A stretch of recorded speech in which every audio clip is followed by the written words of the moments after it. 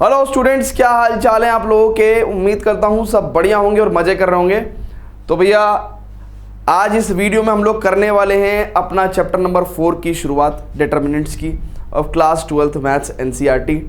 और ये है आपका एक्सरसाइज 4.1 का इंट्रोडक्शन। यानी कि हम लोग हर एक्सरसाइज के कॉरस्पॉन्डिंग एक इंट्रोडक्शन वाला वीडियो करते हैं जिसके अंदर कॉन्सेप्ट पढ़ते हैं, और दूसरा वीडियो होता है सॉल्यूशन वाला वीडियो जिसके अंदर हम लोग क्वेश्चन सॉल्व करते हैं। ठीक है ना। तो एनसीईआरटी के पैटर्न पे इसी तरीके से आपके कॉन्सेप्ट और एक्सरसाइज दी रहती हैं, उसी को हम लोग ऑल्टरनेटिवली डिस्कस करते हैं। चलिए, तो चैप्टर नंबर 4 है डिटर्मिनेंट्स है, क्लास 12th मैथ्स का है, एक्सरसाइज 4.1 का इंट्रोडक्शन है। काफ़ी सारी बातें करेंगे। सबसे पहले बात करते हैं कि भैया इसकी इंपॉर्टेंस क्या है ना। तो पहली इंपॉर्टेंस तो यही है कि भैया आपके एग्जाम में आएगा। अब कितने नंबर का आएगा वो भी बता देता हूँ आपको। सो पहले चैप्टर नंबर जो 3 था यानी कि मैट्रिक्स, और चैप्टर नंबर जो 4 है डिटर्मिनेंट, ये दोनों मिला के 13 नंबर के पूछे जाते थे बहुत पहले, है ना। बट अभी रिसेंटली क्या हो गया है कि भैया 80 मार्क्स का पेपर होने के बाद ये 10 मार्क्स के आने लगे। तो कभी ऐसा हो जाता है कि ये मैट्रिक्स 4 नंबर का पूछा जाता है, कभी डिटर्मिनेंट 6 नंबर का, तो कभी मैट्रिक्स 3 नंबर का, डिटर्मिनेंट 7 नंबर का। इस तरीके से वेटेज चेंज होते रहते हैं। ठीक है। तो अब स्टूडेंट्स बात करते हैं कि यार वैसे ये तो हो गया इसका एग्जाम वाइज इंपॉर्टेंस, बाकी इसकी मैथमेटिक्स में क्या इंपॉर्टेंस है, मैथमेटिक्स में डिटर्मिनेंट की क्या, डिटर्मिनेंट हमारी किस चीज़ में मदद करता है। सो बेसिकली डिटर्मिनेंट हमारी मदद करता है यार to solve system of equations, to solve system of equations. ठीक है। अब जब आप छोटी क्लास में थे ना, तो आप इस तरह की इक्वेशंस, लीनियर इक्वेशंस इन 2 वेरिएबल्स को सॉल्व करना सीख गए थे ना, जब आप छोटी क्लास में थे, 10वीं क्लास में, है ना। तो इस तरह की सिस्टम ऑफ इक्वेशन अगर 2 वेरिएबल वाली थी तो एलिमिनेशन मेथड, सब्स्टिट्यूशन मेथड और क्रॉस मल्टीप्लिकेशन मेथड से आपने करना सीख गया था। लेकिन व्हाट अबाउट कि अगर भैया हमारे पास अगर 3 या 3 से ज़्यादा वेरिएबल की इक्वेशंस हैं, है ना, a1x plus b1y plus c1z, ठीक है, इज इक्वल टू d1, फिर a2x plus b2y plus c2z is equal to d2, ठीक है ना, a3x plus b3y plus c3z is equal to d3। So primarily अगर हम बहुत देखें ना, बहुत ही प्राइमरी इंपॉर्टेंस ऑफ डिटर्मिनेंट, तो determinant is basically used to solve such system of equations of having 3 और मोर देन 3 वेरिएबल्स। ठीक है। तो इसमें बहुत इजीली डिटर्मिनेंट से हम लोग क्या निकाल पाते हैं, इनका सॉल्यूशंस निकाल पाते हैं। तो अगर आप देखेंगे तो डिटर्मिनेंट के अंदर कितनी 5 एक्सरसाइज हैं as per the latest NCERT. तो अगर आप बहुत ही ध्यान से देखोगे तो जो भी हम लोग 4.1 से लेके 4.4 तक सीखेंगे उसको हम लोग 4.5 में अप्लाई कर रहे होंगे, और 4.5 is basically nothing but solving system of equations. ठीक है ना। तो एक आपको मैंने एक माइंड मैप दे दिया कि यार एग्जैक्टली डिटर्मिनेंट का इस्तेमाल हम लोग कैसे करने वाले हैं। ठीक है ना। इसके अलावा अदर यूसेज भी हैं, बट ये एक बहुत बड़ा यूसेज है। इसके अलावा हम लोग डिटर्मिनेंट के जो फर्दर यूसेज है वो ये भी देखेंगे कि हम लोग 4.3 एक्सरसाइज के अंदर, या सॉरी 4.2 एक्सरसाइज के अंदर हम लोग area of triangle using determinant निकाल रहे होंगे। इसके अलावा हम लोग कोलिनियरिटी के क्वेश्चन सॉल्व कर रहे होंगे using determinant. Equation of straight lines निकाल रहे होंगे हम लोग यूजिंग डिटर्मिनेंट। इसके अलावा स्टूडेंट्स जब हम लोग chapter number 10th vector algebra करेंगे तो वहां पे भी हम लोग क्रॉस प्रोडक्ट ऑफ 2 वेक्टर्स निकाल रहे होंगे यूजिंग डिटर्मिनेंट। ठीक है। तो आज हमने इस डिटर्मिनेंट का ऑपरेशन सा कर दिया कि यार बेसिकली ये कहां कहां आपको फर्दर दिखेगा, यूसेज होते हुए दिखाई देगा। चलिए, तो ये तो बहुत सारी बातें बता दी आपको कि भाई कैसे कैसे कहां कहां इस्तेमाल होगा। अब बात करते हैं कि ये है क्या, कहां से इसकी शुरुआत हो रही है, कहां से इसकी शुरुआत हो रही है ना, ये बेसिकली है क्या। सो बहुत ही ध्यान से देखेंगे कि डिटर्मिनेंट की जो सबसे पहली बात जो हम लोग बोलते हैं स्टूडेंट्स, वो बोलते हैं कि determinant is a square matrix, sorry, determinant is a number. अब ये नंबर कैसा होगा, it can be real, it can be complex, कैसा भी हो सकता है ना। So determinant is a number, it is a number associated with the square matrix. तो दुनिया में जितने भी आपके स्क्वायर मैट्रिक्स हैं उन सबसे एसोसिएटेड एक नंबर होता है उसको हम लोग क्या बोलते हैं, determinant. Determinant is a number, it could be real और कॉम्प्लेक्स, तो determinant is a number associated with the square matrix, ठीक है ना। तो हमारे कोर्स में डिटर्मिनेंट निकालना है किसका, determinant of the square matrices of up to order 3, यानी कि 3 ऑर्डर की स्क्वायर मैट्रिक्स का डिटर्मिनेंट निकालना हमारे कोर्स में है। यानी कि 1/1 का भी है, 2/2 का भी है, 3/3 का भी है, 3 से ऊपर नहीं है ना। सो हमने लिखा है determinant of the square matrix up to order 3/3 है ना। So this is in our course,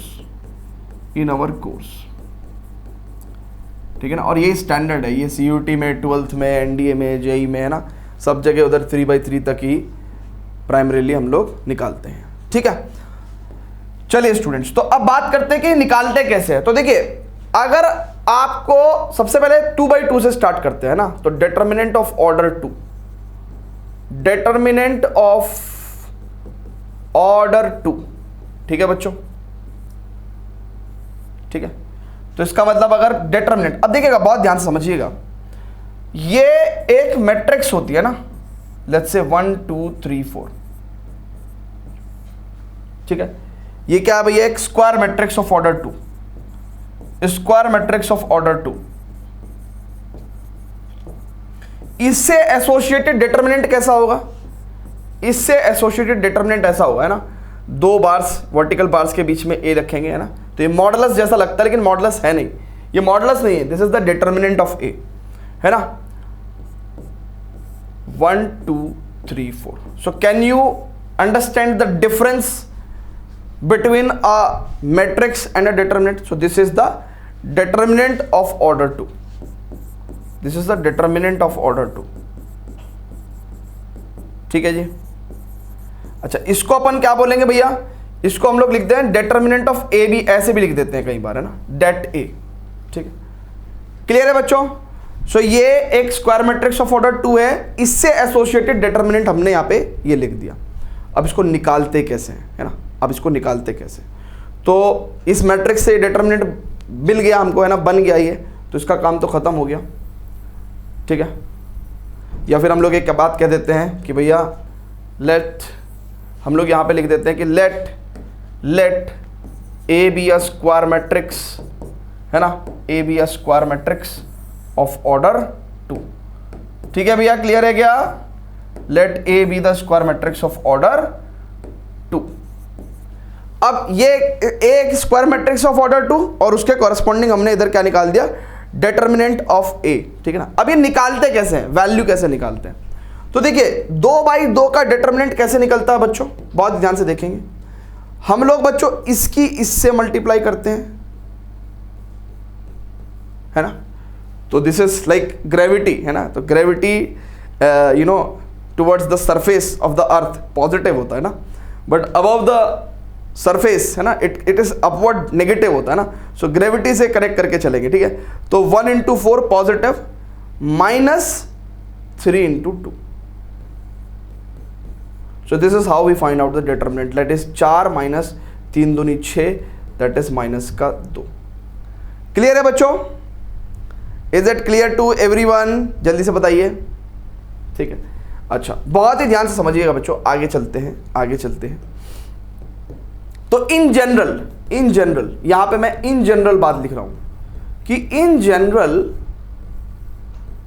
अगर मेरे पास एक डिटर्मिनेंट है ABCD, तो what I will write, like AD minus CB, ठीक है। क्लियर है। अच्छा, अगर आप अपनी वीडियो को थोड़ा पॉज करके अपनी कॉपी में सॉल्व करने की कोशिश करो, तो क्या मुझे आप ये सॉल्व करके दिखाओगे, इट इज 2 - 3 4 2। सभी लोग एक बार डिटरमिनेंट निकाल के दिखाइए ना, वीडियो को पॉज करके एक बार ये डिटरमिनेंट सॉल्व करके देखिएगा। सो बेसिकली हम लोग क्या करेंगे इसके अंदर भी, 2 × 2 माइनस है ना, अब अपवर्ड मल्टीप्लीकेशन हो रही तो -4 × -3। सो दिस इज लाइक 2 दूनी 4 + 4 × 3 = 12, 4 16, ठीक है। सो ऐसे हम लोग 2/2 ऑर्डर का डिटर्मिनेंट निकालते हैं। क्लियर है बच्चों सभी को? उम्मीद करता हूं सभी को क्लियर होगा। इन केस अगर किसी को भी कोई प्रॉब्लम है तो प्लीज मुझे बताइएगा, प्लीज मुझे बताइएगा, है ना? ठीक है, आगे चलें क्या? चलिए। अब स्टूडेंट्स यहां पे थोड़ी सी जगह है, यहां पे थोड़ी सी जगह है, तो यहीं पे मैं कुछ जुगाड़बाजी करने की कोशिश करता हूं। ठीक है, तो जरा देखिएगा आप लोग। अच्छा, कभी अगर हमको डिटर्मिनेंट ऑफ ऑर्डर 1 निकालना है तो कैसे करेंगे? अगर बच्चों हमको डिटर्मिनेंट ऑफ ऑर्डर 1 निकालना है तो कैसे करेंगे? देखिएगा, बहुत ध्यान से समझिएगा। अगर हमें डिटर्मिनेंट ऑफ ऑर्डर 1 निकालना है, आप समझ रहे हो? मान लीजिए एक मैट्रिक्स है आपके पास A और इसके अंदर ये 1/1 ऑर्डर की मैट्रिक्स है, ये 1/1 ऑर्डर की मैट्रिक्स है बच्चों। This is the matrix of order 1/1 exactly. ठीक है, अब अगर मैं यहां पे इसका डिटर्मिनेंट करूंगा तो मेरे पास क्या आएगा? Determinant of -2।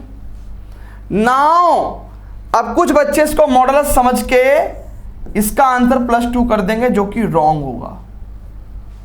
बाबू ये डिटर्मिनेंट है, मॉडुलस नहीं है चचा, ये मॉडुलस नहीं है, तो इसका आंसर क्या आएगा? -2 आएगा। क्लियर है बच्चों? सो डिटर्मिनेंट ऑफ ऑर्डर 1 क्या होता है? एग्जैक्टली वही नंबर जो एलिमेंट है वही बाहर आ जाएगा, वही बाहर आ जाएगा ना, है ना? सो दिस इज 1/1 ऑर्डर का डिटर्मिनेंट निकालना तो बड़ा आसान काम है ना, 5वीं क्लास का बच्चा भी निकाल देगा, है ना? मेरी बेटी है जो ना पहली क्लास में, वो भी निकाल देगी ना। उसको बोलो कि भैया डब्बे के अंदर से अंदर का एलिमेंट बाहर निकाल के रख दे, ठीक है? तो एग्जैक्टली कोई दिक्कत ही नहीं है ना? बस ये मॉडुलस नहीं है, ठीक है? मॉडुलस नहीं है। चलिए अब स्टूडेंट्स आगे बढ़ते हैं और मेन देखते हैं डिटर्मिनेंट ऑफ ऑर्डर 3/3, यानी कि एक 3/3 ऑर्डर का स्क्वायर मैट्रिक्स का डिटर्मिनेंट कैसे निकालते हैं ना। तो आगे बढ़ेंगे, but students before that please pause the video to note it down. Great great great great great, pause the video to note it down. चलिए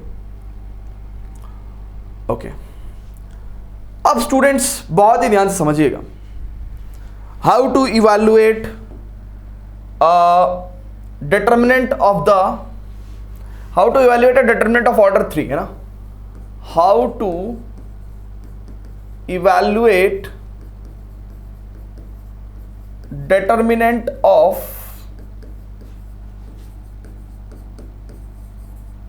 order 3, है ना? अब यहां पे अंडरस्टूड है कि भैया स्क्वायर मैट्रिक्स है, 3 ऑर्डर लिख रहा हूं तो इसका मतलब number of rose and columns दोनों सेम ही होंगे ना।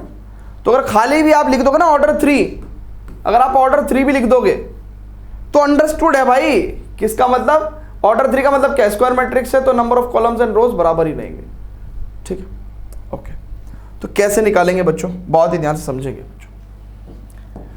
अब बच्चों एक मैं क्वेश्चन लेता हूं यहां पे और आपको दिखाता हूं कैसे करते हैं ना। जैसे फॉर एग्जांपल एक डिटरमिनेंट लिया मैंने, इट इज 2 1 2 1 2 3 2 1 4। ये डिटरमिनेंट मेरे को निकालना है, ठीक है? ये डिटरमिनेंट मेरे को निकालना है। अब कैसे निकालते हैं डिटरमिनेंट, उसके बारे में बात बताता हूं आपको। अभी जो तरीका मैं आपको बता रहा हूं ना, this is called as expansion method. क्या है बेटा? ये एक्सपेंशन मेथड। हम यहां पे एक्सपेंशन करते हैं ना, कुछ लोग थोड़े से इंग्लिश के बड़े महारथी होते हैं, वो एक्सपेंशन को एक्सपांशन बोलते हैं ना, एक्सपांशन। तो ये एक्सपांशन मेथड मान लो आप, है ना? एक्सपेंशन एक्सपांशन कुछ भी।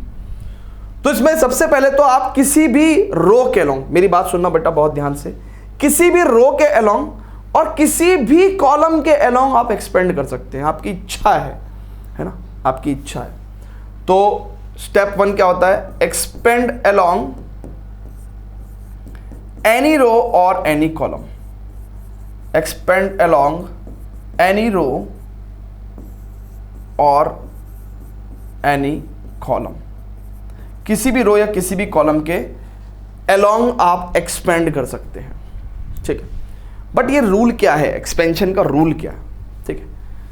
अब स्टूडेंट्स बहुत ही ध्यान से देखिएगा, ये जो कहानी है ये एक्चुअली मैं आपकी कहाँ पे क्लियर करूंगा, 4.3 एक्सरसाइज में क्लियर करूंगा, है ना। ये वाली जो कहानी, कौन सी कहानी, जो मैं अब आपको बता रहा हूं कि अगर एक 3/3 ऑर्डर का डिटर्मिनेंट है और उसमें इस तरीके से 9 एलिमेंट्स हैं आपके पास,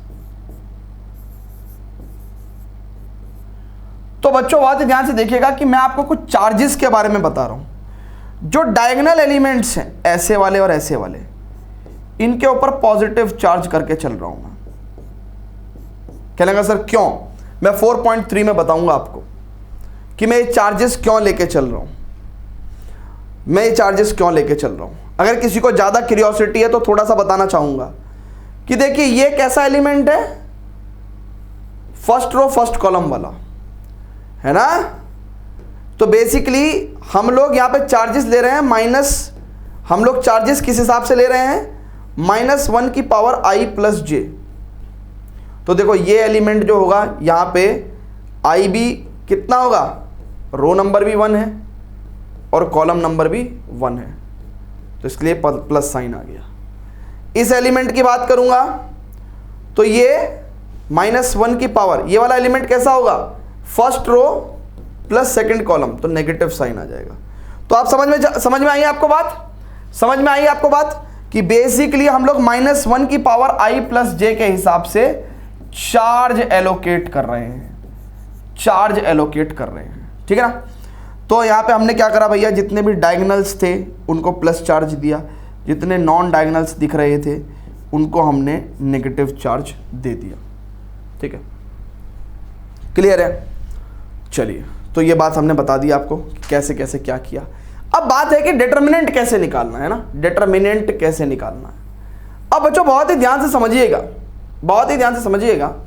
मैं कह रहा हूं कि भैया एक्सपेंशन अलोंग रो 1, बेटा बहुत ध्यान से समझना, एक्सपेंशन अलोंग रो 1, मैं रो 1 के अलोंग एक्सपेंड करके चल रहा हूं, मैं रो 1 के अलोंग एक्सपेंड करके चल रहा हूं। तो इसके चार्जेस ले लूं मैं प्लस माइनस प्लस, इसके चार्जेस ले लूं मैं प्लस माइनस प्लस, ले लिया मैंने, चार्ज ले लिए, ठीक है, ठीक है। जिस भी रो या कॉलम के अलोंग एक्सपेंड करेंगे बस उसी के चार्ज लेंगे हम लोग, उसी के चार्ज लेंगे। अब बहुत ध्यान समझना, +2 +2 ले लिया हमने, ठीक है। अब ये वाली रो और ये वाली कॉलम आप डिलीट कर दो, तो 2 3 1 4,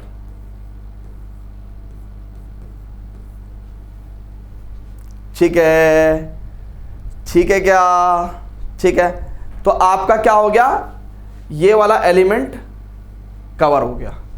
अब आगे बढ़ेंगे। अब बच्चों बहुत ही ध्यान से समझिएगा, ये -1, ठीक है, ले लिया। अब ये रो और ये कॉलम डिलीट करो, तो आप देखो 1 3 2 4 नहीं आ रहा समझ में, फिर से देखते हैं, फिर से देखते हैं। एक काम करता हूं मैं, एक काम करता हूं, इसको साफ करता हूं ना, इसको साफ करता हूं, है ना। क्या था भैया हमारे पास, 2 1 2 और 1 2, है ना, ठीक है। इसको साफ करता हूं, इसको साफ करता हूं, इसको साफ करता हूं।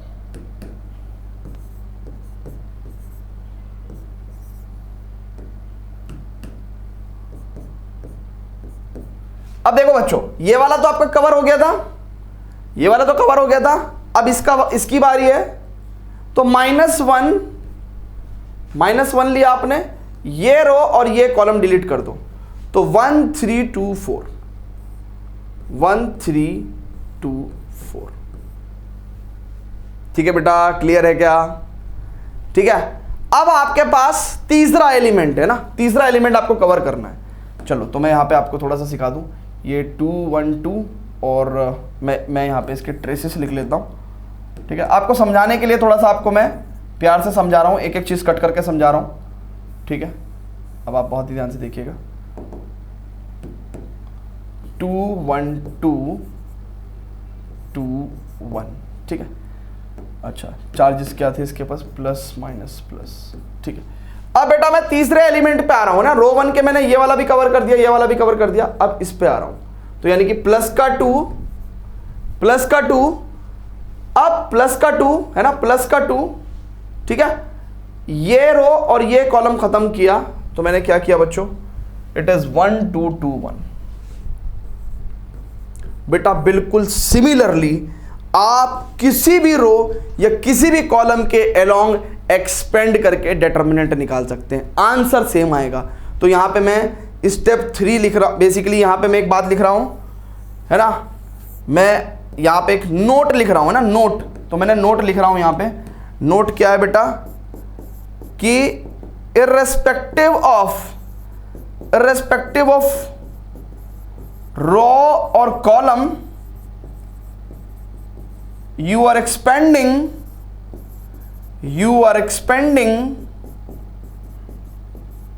irrespective of row or column you are expanding, है ना, irrespective of row or column you are expanding, determinant will always be same। तो आप किसी भी रो या किसी भी कॉलम के along एक्सपेंड कर दें, determinant हमेशा सेम आएगा, हमेशा सेम आएगा, है ना। तो आपकी क्लास के अंदर कोई बच्चा रो 1 के लॉन्ग एक्सपेंड करे, रो 2 के लॉन्ग एक्सपेंड करे, रो 3 के लॉन्ग एक्सपेंड करे, कोई कॉलम 1 के लॉन्ग एक्सपेंड करे, कॉलम 2 के लॉन्ग एक्सपेंड करे, कॉलम 3 के लॉन्ग एक्सपेंड करे, सबका आंसर सेम आएगा। अच्छा, अभी मैं मान के चल रहा हूं कि इतनी बात आपको समझ में आ रही है, ठीक है। अब फर्दर सॉल्व करते हैं। 2, अब देखो ये डिटरमिनेंट कितना, 2 चौक 8 minus 1 Guna 3, 1 into 3, minus 1, 1 into 4, minus 2 into 3, plus 2, it is 1 into 1, minus 2 into 2। अब बच्चों बहुत ही ध्यान से समझिएगा, इट इज 4 दूनी 8 माइनस का 3 माइनस का 1, 4 माइनस 3 दूनी 6 प्लस 2, 1 माइनस 4, ठीक है। अब स्टूडेंट्स बहुत ही ध्यान से देखिएगा, 8 में से 3 गया, 5 दूनी 10 माइनस 4 में से 6 गया, माइनस का 2 प्लस 2 इंटू माइनस का 3, यानी कि 10 प्लस 2 माइनस का 6, 12 में से 6 गया, 6 इज द आंसर। क्लियर है बच्चों। तो ये स्टेप था एक बढ़िया स्टेप, बाकी तो उसके बाद तो हमने कुछ नहीं करा है, सिंपल डिटरमिनेंट निकाल दिया। उम्मीद कर रहा हूं कि 50% तो सबको आया होगा, 50% तो सबको आ गया होगा। क्या कहते हो भाई, 50% तो सबको आ गया होगा, है ना। अब रेस्ट ऑफ द चीजें डिस्कस करते हैं कि भैया और क्या फर्दर पढ़ने को है ना। तो बेसिकली 4.1 के अंदर तो सिंपल क्या है, कुछ नहीं है, डिटरमिनेंट का इवैल्यूएशन है बाय द एक्सपेंशन मेथड। आपके हालांकि जब कॉम्पिटिटिव एग्जाम की बात करेंगे तो उधर डिटरमिनेंट को और एक नए मेथड से भी सिखाया जाता है, ठीक है ना, कि सैरस डायग्राम मेथड से आपको 3x3 ऑर्डर के डिटरमिनेंट को सिखाया जाता है, but that is not in the CBSE और बोर्ड सिलेबस, ठीक है। तो यहाँ पे 4.1 के अंदर सिर्फ कितना सा था हमें पढ़ने को evaluation of determinant by the expansion method, that is it, ठीक है, इतना सही था, ठीक है।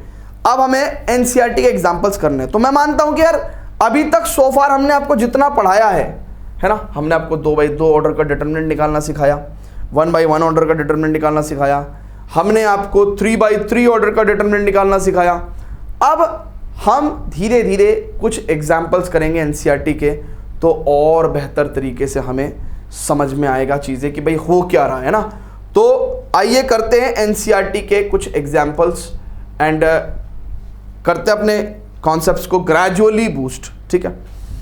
तो जैसे एक एग्जाम्पल है, ठीक है, तो सभी लोग वीडियो को पॉज करके, जैसे ही क्वेश्चन आए ना, अगर आपको सच में मैथमेटिक्स लर्न करनी है तो हमेशा ध्यान रखें कि टीचर को सॉल्व करने ना दें, टीचर को सॉल्व करने ना दें, ठीक है, अपने से पहले, ठीक है, अपने से पहले सॉल्व करने ना दें, करने दें, है ना, पता चले तुम टीचर की अपना कलम पकड़ के बैठ गए, सॉल्व नहीं करने देंगे। टीचर को अपने से पहले सॉल्व नहीं करने देना, रुको जरा सब्र करो, है ना, वो वाला सीन है। तो करेंगे, जरा वीडियो को पॉज करके सॉल्व करने की कोशिश करेंगे। तो देखो बच्चों यहां पे क्या होगा, 2 into 2 minus 1 into 4, that means 4 minus का 4, that is 4 plus 4 8। So 8 is the correct answer. ठीक है, क्लियर है बच्चों, क्लियर है? तो 8 इज द करेक्ट आंसर। ठीक है ना? तो 2/2 के ऑर्डर का डिटर्मिनेंट आपको निकालना हमने सिखाया ही है, तो ये तो इजी है। ठीक है, आगे चलते हैं बच्चों। अब स्टूडेंट्स यहां पे उन्होंने कुछ एल्जेब्राइक क्वांटिटीज एलिमेंट्स दिए हैं आपको, ठीक है, डिटर्मिनेंट के अंदर। सो यहां पे भी क्या करेंगे, x इंटू एक्स यानी कि x square minus this quantity into this यानी कि x minus 1 into x plus 1। अब देखो माइनस बड़ी खतरनाक चीज है ना, इसको जरा बच के सॉल्व करना रे बाबा। तो एक्स स्क्वायर माइनस इधर कितना हो जाएगा भैया, a minus b a plus b, x square minus 1, a square minus b square का फॉर्मूला लग जाएगा। And then x square minus x square plus 1, इससे ये खत्म और बच्चों 1 आपका जो है करेक्ट आंसर आ गया। क्लियर है बच्चों, क्लियर है क्या? जल्दी बोलो। ठीक है ना, राइट है। 2/2 ऑर्डर के डिटरमिनेंट तो निकालना है, बच्चों का काम है। ठीक है, सबको आ गया ना। 10वीं क्लास में सिखाओगे ये काम है, 9वीं क्लास में सिखा दोगे तो भी उनको भी आ जाएगा। ठीक है, चलिए अब 3/3 ऑर्डर के डिटरमिनेंट का इवैल्यूएशन करना है। वो कह रहा है इवैल्यूएट द डिटरमिनेंट। अच्छा, डिटरमिनेंट को जब वो बेनाम होता है तो उसको डेल्टा बोलते हैं भाई, या तो ऐसे बोलते डिटरमिनेंट ए या डिटरमिनेंट बी ऐसे बोलते हैं। अब ये बेनाम है तो बेनाम को क्या बोलेंगे, बेनाम डिटरमिनेंट को डेल्टा बोलते हैं ना। सो यहां पे डेल्टा है ना, सो बेनाम डिटरमिनेंट कितना हुआ, डेल्टा हुआ। इसका वैल्यू निकालना है बच्चों हमें। किसका वैल्यू निकालना है, इसका वैल्यू निकालना है। अच्छा, अब स्टूडेंट्स बहुत ही ध्यान से समझेंगे, बहुत ही ध्यान से समझेंगे कि यहां पे हम लोग रो 1 के अलोंग भी एक्सपेंड कर सकते हैं, रो 2 के अलोंग भी एक्सपेंड कर सकते हैं, रो 3 के अलोंग भी एक्सपेंड कर सकते हैं। लेकिन समझदारी क्या है, हमें बहुत ध्यान से देखना, हमें उस रो या कॉलम के अलोंग एक्सपेंड करना चाहिए जिसमें सबसे ज्यादा नंबर ऑफ जीरोज होती हैं। उससे क्या फायदा होगा दिखाता हूं आपको। तो यहां पे टिप बता रहा हूं, टिप। ठीक है, टिप ऐसी तो आती है, expand along the row, expand along row और column which contain maximum number of zeros, which contain maximum number of zeros, which contain maximum number of zeros। तो यहां पे कॉलम 3 में है भैया सबसे ज्यादा नंबर ऑफ जीरोस। अच्छा, हमने चार्ज के बारे में आपको क्या ज्ञान दिया था बेटा, चार्ज के बारे में हमने क्या ज्ञान दिया था बच्चे, चार्ज के बारे में हमने ज्ञान दिया था आपको ABCDEFGHI। क्या चार्ज के बारे में क्या ज्ञान दिया था हमने, it is plus minus plus minus plus minus plus minus plus. तो अगर हम कॉलम 3 पर चार्जेस की बात करें तो प्लस माइनस प्लस। ठीक है, अब मैं क्या कह रहा हूं कि भैया expanding along column 3, expanding along column 3, column 3 के अलोंग में एक्सपेंड कर रहा हूं, कॉलम 3 के अलोंग में एक्सपेंड कर रहा हूं। ठीक है, एक्सपेंडिंग अलोंग कॉलम 3। अब स्टूडेंट्स बहुत ही ध्यान समझिएगा, बहुत ही ध्यान समझिएगा। सबसे पहले मैं क्या करूंगा भैया, प्लस का 4 लूंगा। अच्छा, ये रो और ये कॉलम डिलीट, तो -1 3 4 1 है ना भैया। ये वाली रो और ये वाला कॉलम डिलीट, तो -1 3 4 1। ठीक, अब कॉलम 3 में ये वाला एलिमेंट तो क्लियर हो गया। अब नेक्स्ट वाले पे चलता हूं, -0। अब -0, अब देखो ये वाला रो डिलीट है ना, आप ऐसे समझो, आप ऐसे समझो ये। अब मैं इस वाले एलिमेंट को लेके चल रहा हूं ना। अच्छा, ये वाला रो डिलीट, ये वाला कॉलम डिलीट, तो इसका मतलब मेरे पास कितना आ गया, 1 2 4 1। अब स्टूडेंट्स बहुत ही ध्यान से देखेंगे, अब तीसरे एलिमेंट के पास जा रहा हूं, प्लस का 0, फिर ये वाला रो डिलीट और ये वाला कॉलम डिलीट, तो यानी कि इसका मतलब 1 2 और -1 3। ठीक है भैया। अब स्टूडेंट्स टेक्निकली अगर आप देखो तो मुझे ये वाला पार्ट सॉल्व करने का जरूरत ही नहीं था। कहने का मतलब 0 इंटू एनीथिंग, ये मुझे सॉल्व करने का जरूरत ही नहीं था। 0 इंटू एनीथिंग मुझे सॉल्व करने का जरूरत ही नहीं था। तो ये तो मैंने खामा ही खा लिखा ना, इसकी तो जरूरत ही नहीं थी। तो मैं अगली बार से ये लिखूंगा ही नहीं, यानी कि 0 इंटू एनीथिंग को मैं सॉल्व नहीं करूंगा। मैं 0 इंटू एनीथिंग को सॉल्व नहीं करूंगा। तो मैं क्या करूंगा बच्चे, यहां पे देखो बहुत ध्यान से, this into this -1 into 1 -4 into 3, so that means we have 4 -1 -4 तिया 12 -13 चौका -52। ठीक है, क्लियर है क्या बच्चों? जल्दी से बोलो ना, बोलो ना, क्लियर है क्या? सो this is -52 is the correct answer. तो मैं अगली बार से 0 इंटू एनीथिंग सॉल्व नहीं करने वाला। ठीक है, so this is how we solve, we apply the concept of determinant in the questions. Clear है? उम्मीद करता हूं सभी को अच्छे से समझ में आ रहा होगा। हाँ जी, हाँ, क्या बोलती पब्लिक? ठंडा कुछ नहीं है, सब गरम ही गरम है क्या बाबा? चलिए आगे चलते हैं, आगे करते हैं क्वेश्चंस, है ना। तो फटाफट से इसको नोट करेंगे ना। अच्छा, इंट्रोडक्शन के अंदर अगर हम लोग एग्जाम्पल भी सिखाते हैं ना आपको, आप नोट किया करो। देखो, इंट्रोडक्शन के नोट्स होने चाहिए, इंक्लूडिंग एग्जाम्पल भी आपके पास नोट्स होने चाहिए। आप रिवाइज क्या करोगे भाई? फिर आप वही करते हो, है ना। फिर आप मतलब यूट्यूब पे, अरे 1 शॉट करा दो ना रे बाबा, 1 शॉट करा दो ना रे। अरे 1 शॉट भाई, रिवीजन का इंतजाम पहले करके चलो, इंट्रोडक्शन के नोट्स बनाओ, है ना। देखो, 2 सिंपल गोल्डन रूल्स बता रहा हूँ आपको। मैं जितने भी इंट्रोडक्शन बताता हूँ उसके नोट्स बना के चलते चलो, ठीक है। हालांकि इस पर्टिकुलर लेक्चर के नोट्स आपको हमारे ऐप, सीबीएसई क्लास ऐप पे मिल जाएंगे। आपको डिस्क्रिप्शन में ऐप पे हमारे नोट्स मिल जाएंगे, लेकिन वो नोट्स पीडीएफ फॉर्मेट में है, स्क्रीनशॉट फॉर्मेट में है। क्या फ़ायदा उसका? इज देयर एनीथिंग, कोई फ़ायदा है उसका भैया? नहीं ना। तो हाँ, आप ऐप डाउनलोड कर लो तो आपको ऑर्गेनाइज्ड फॉर्मेट में नोट्स मिल जाएंगे। लेकिन आपको काम कौन से नोट्स आएंगे?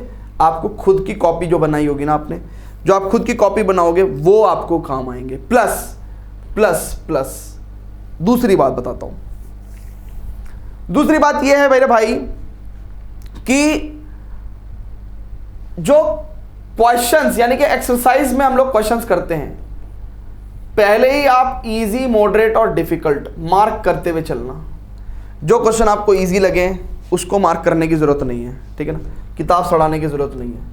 लेकिन जो क्वेश्चन में आपकी थोड़ी सी ज़्यादा मेहनत लग के सॉल्व हो जाता है उसको मॉडरेट मार्क कर दो, और जो क्वेश्चन आपसे सॉल्व होता ही नहीं है उसको डिफिकल्ट मार्क कर दो।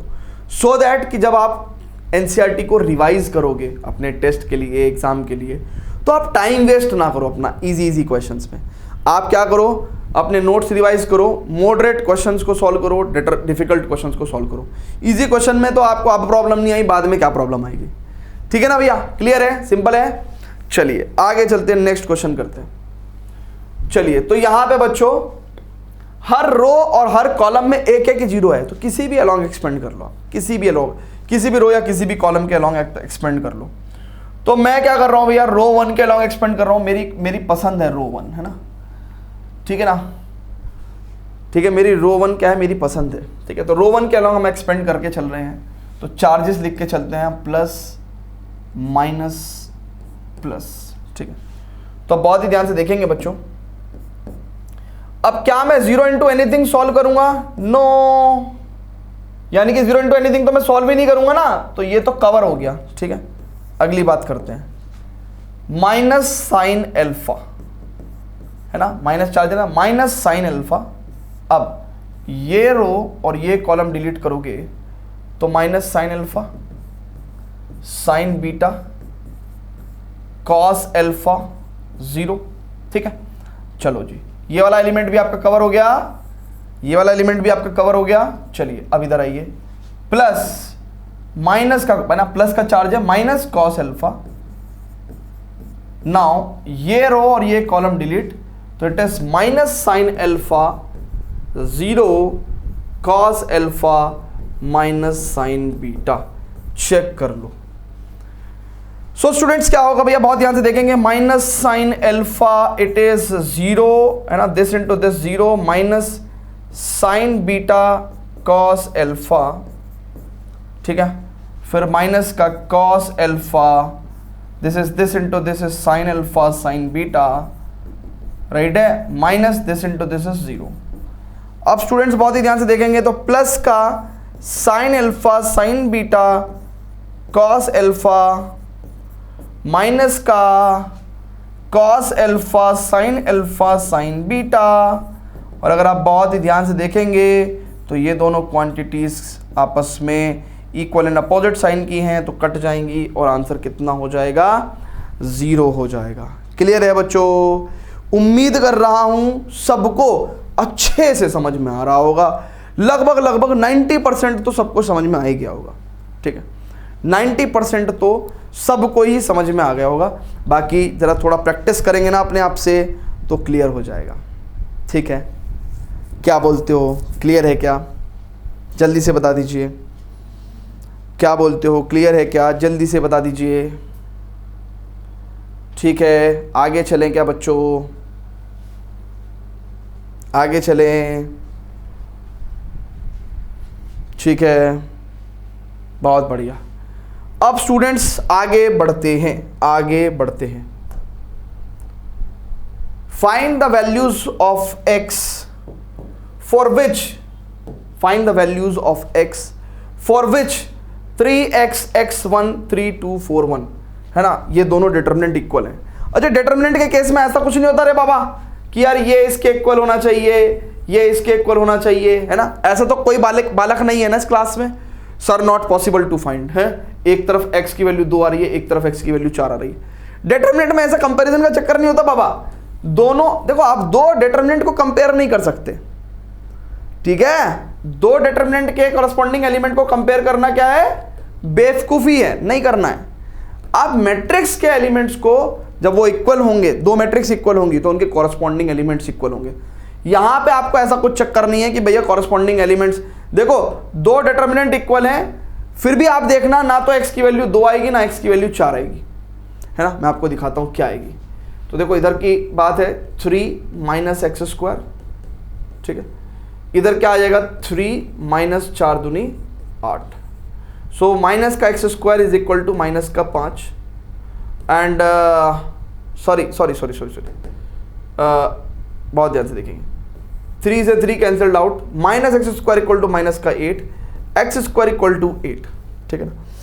तो x का वैल्यू क्या हो जाएगा बच्चों, 2√2, ठीक है, क्लियर है। तो देखा ना तो x 2 आया ना x 4 आया। तो डिटर्मिनेंट में ऐसे कभी कंपेयर नहीं करने का है ना कॉरस्पॉन्डिंग एलिमेंट्स को। दो डिटर्मिनेंट इक्वल हैं तो सिंपल उनका डिटर्मिनेंट वैल्यू इक्वल होएगा, ठीक है ना। तो वहां से आप x निकालोगे। अच्छा, अभी ये आंसर आधा सही है, क्यों? क्योंकि ध्यान रखना कि अगर एक्स स्क्वायर बराबर ए स्क्वायर है तो x का वैल्यू प्लस और माइनस a होता है। तो यहां पे आपको जो x का आंसर देना है वो क्या देना है बच्चों, x का आंसर देना है प्लस और minus 2√2। So this will be the perfect answer. Clear है बच्चों? तो ये आइडेंटिटी आप याद रखना, तो कभी भी आपका आंसर गलत नहीं होगा, है ना, 100% सही आंसर होगा। तो इसके बाद हम लोग करेंगे एनसीईआरटी की एक्सरसाइज के questions. So basically NCERT is a great book to learn concept, but it's not good enough to score good marks in your board exams और सीयूईटी एग्जाम्स, ठीक है ना। तो बहुत बेसिक लेवल के क्वेश्चंस होते हैं, बहुत बेसिक कॉन्सेप्ट होते हैं, तो थोड़ा सीखने में मज़ा आता है एनसीईआरटी से। बाकी आपको अगर आपके अच्छे टारगेट्स हैं एग्जाम में, आपको अच्छा स्कोर करना है, तो please do try the extra problems from the RD और फ्रॉम आरएस और फ्रॉम एनसीईआरटी एग्जाम्पलर, राइट है, और फ्रॉम पीवाईक्यू, ठीक है, तो उसको भी करते चलिएगा।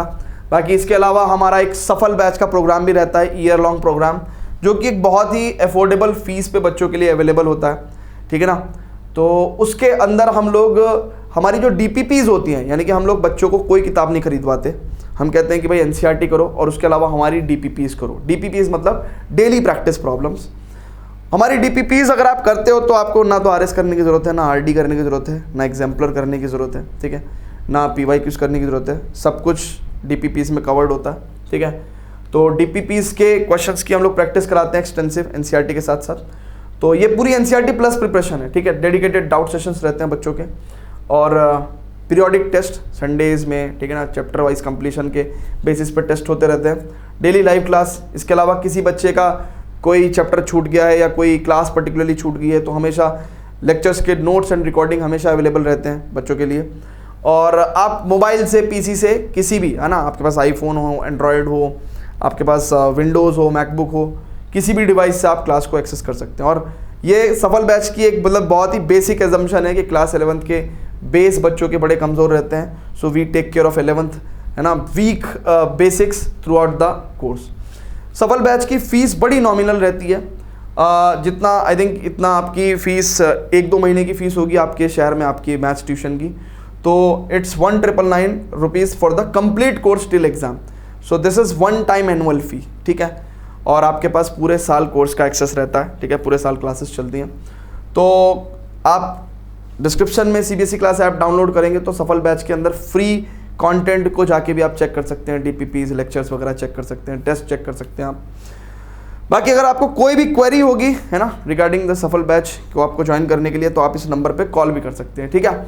और सफल बैच में मेनली मैं आपको बता दे रहा हूँ कि हमारी सब्जेक्ट ऑफरिंग है mathematics for the boards and CUET, so it's a maths special batch, ठीक है स्टूडेंट्स। तो मिलेंगे आपसे नेक्स्ट वीडियो में, जहाँ पे हम लोग एक्सरसाइज 4.1 के क्वेश्चंस को डिस्कस करेंगे आपके साथ। Till then goodbye, love you all, bye bye. और इसके नोट्स, आप इस लेक्चर के नोट्स जो हैं आप हमारे डिस्क्रिप्शन में CBSE क्लास ऐप का लिंक होगा, उसको डाउनलोड करेंगे तो फ्री स्टडी मटेरियल में जाके आपको नोट्स भी मिल जाएंगे। So bye bye, thank you very much, bye bye, love you all.